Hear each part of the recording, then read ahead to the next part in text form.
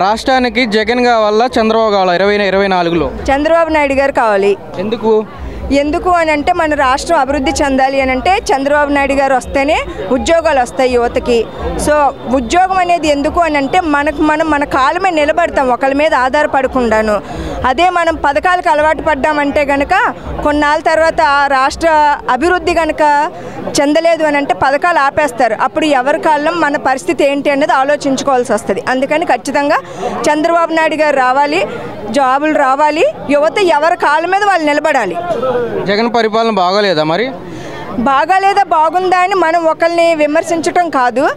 ఉద్యోగం అనేది మనకి ఈ మధ్యకాలంలో ఉద్యోగాలు ఉండటం కానీ అలాంటివన్నీ మేము ఎక్కడా వినలేదు. సో దానివల్ల ఏంటంటే పథకాలకు అలవాటు పడిపోతున్నారు మెయిన్. సో పథకాలు ఉండకూడదు, మనకి అభివృద్ధి కావాలి, రాష్ట్ర అభివృద్ధి కావాలి.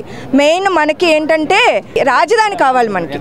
స్పెషల్గా ఏదో ఒక ఊరు డిక్లేర్ చేయండి ఇది రాజధాని అని చెప్పి. ఆ రాజధాని ఉంటే ఆటోమేటిక్గా మన చుట్టూతా అంతా డెవలప్ అవుతుంది, ఆటోమేటిక్గా ఉద్యోగాలు వస్తాయి, అన్ని రకాలు వస్తాయి మనకి. బాపట్లకి నరేంద్రవరం కావాలా, కోన రఘుపతి కావాలా? ఆబ్వియస్గా నరేంద్రవరం గారే కావాలి. ఎందుకు అని అంటే ఆయన చాలా మంచి పనులు చేస్తారు. ఆయన ఏమీ ఆశించరు ఎవరి నుంచిని. మాకు తెలిసినంత మట్టికి ఆయన కరోనా టైంలో అసలు చాలా కష్టపడ్డారు, అన్నీ కూడా గమనించాం మేము. అట్లాగే ఆయన ఇండస్ట్రీలు పెట్టి యువతకి ఉపాధి కల్పిస్తున్నారు, చాలా మంచి కార్యక్రమాలు చేస్తారు. ఆయన వాళ్ళు వీళ్ళనే భేదం ఉండదు. చర్చిలకి, మసీదులకి, దేవాలయాలకి అన్నిటికీ కూడా ఆయన విరాళాలు ఇస్తారు.